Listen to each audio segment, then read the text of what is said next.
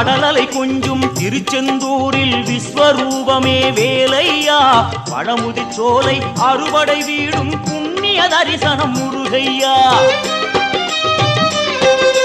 திருநீர் அணிந்து வரும் போது நெஞ்சில் நிம்மதி பிறக்குது கந்தையா சுகனே சிவனார் மகனே உன்னை பாட பாட சுகமாகுதையா வேல் முருகா அரோகரா அரோகரா வேல்